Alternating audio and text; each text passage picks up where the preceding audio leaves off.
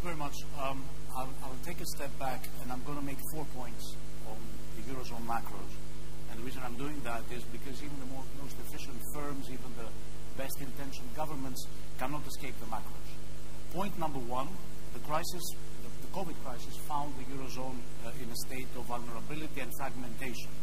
And in a state of vulnerability, the parts of the Eurozone that were exiting a prolonged period of fiscal austerity and adjustment programs, which left behind firms struggling with higher taxes, higher capital costs, declining investment, lower employment rates. All these factors suppressed economic growth potential in the southern periphery of the Eurozone. To these were added fragile banking systems, high legacy NPLs, high levels of public debt, amounting to limited fiscal space. Point number 2, the policy mix that was followed by the European Union, by the Eurozone in the face of this crisis, the COVID crisis, was far more successful than the previous one under the Eurozone debt crisis. And it did a lot in order to address the fragmentation, the vulnerabilities that I mentioned. In the Eurozone debt crisis, the ECB had carried the main burden of providing the backstop, especially after 2012 and 2015, and there was very limited fiscal response, mainly provided at national level, and in those cases it was mainly pro-cyclical rather than counter-cyclical. Now this time around, in the COVID crisis, the ECB reaction was massive, ahead of the curve, meeting the high expectations of market participants, but there was also sufficiently counter-cyclical fiscal response, mainly at the national level, but not limited to the national level. The response provided at the Eurozone level, at the EU level, was significant and was macroeconomically substantial and was clearly counter-cyclical. The Next Generation EU program, 750 billion, 390 billion, which is grants, provides a strongly counter-cyclical support to the countries of the Eurozone. I remind you that 70% of the grants under the Recovery and Resilience Facility shall be committed for the years between 21 and 22. All this operates as a sort of insurance scheme, targeting funds to the countries that are hardest hit by the crisis, which is something that is severely needed by the Eurozone.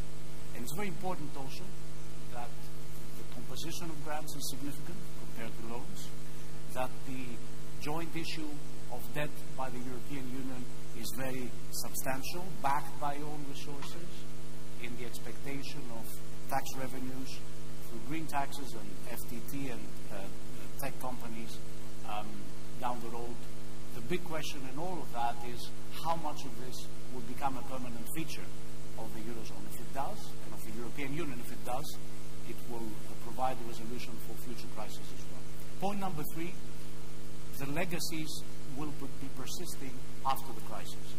The Eurozone economies and European Union will be exiting the crisis with a significant debt overhang, even though this debt is mainly good debt, in the sense that was also mentioned, in the sense that it will be directed to investment, to green development, to digitization, to upskilling and reskilling. The levels of debt, the stock of debt will be very significant. Now we know in theory that there are 5 ways through which any economy can deal with a high debt overhang, and all 5 of these in different degrees and combinations will have to be utilized. The first is, of course, the best way to deal with a debt crisis is high growth. And high growth is a beautiful thing, economic growth, except that you cannot command it. Clearly, the fact that much of this debt is directed to productive investment will help raise the future growth rates, especially if it is, as it is, compounded by significant structural reforms on the ground, such as those that were mentioned by the Ministry. The second is through fiscal consolidation, fiscal austerity, and clearly there will be a significant reliance on fiscal consolidation on the medium term after the recession is over, but there are limits to that, especially if it undercuts the productive capacity and investment in any economy. The third is inflation and monetization, and this is probably not going to reach that point, But the monetary policy stance will inevitably remain accommodative, expansionary for many years. This has implications for banks. Zero bound interest rates will affect the profitability of banks.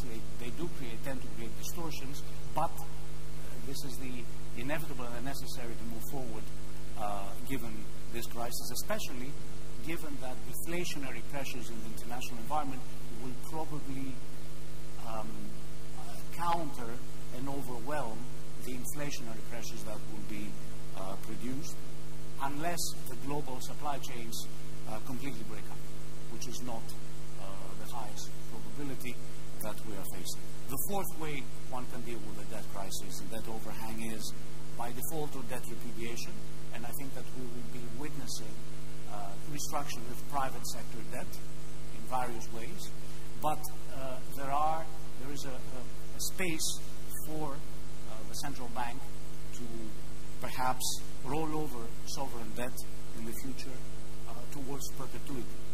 This is something that has been exercised by other central bank institutions, and perhaps it would be advisable given the circumstances of very high debt overhang. Finally, what we have seen in the past in history are instances of financial repression. It has been decades since the European Union economies got rid of financial repression, but we might be witnessing instances of financial repression in various ways returning. Point number 4, and I'll conclude with this, we must not forget the reform agenda of the economic and monetary union. After the crisis, we'll be left with the structural, the construction deficiencies of the economic and monetary union.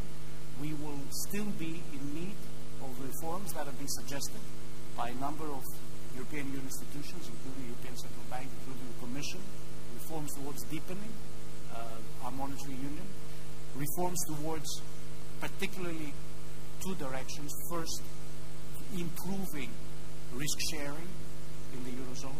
Second, strengthening the counter-cyclicality of the Eurozone, its ability to address crisis in a more effective way, its ability to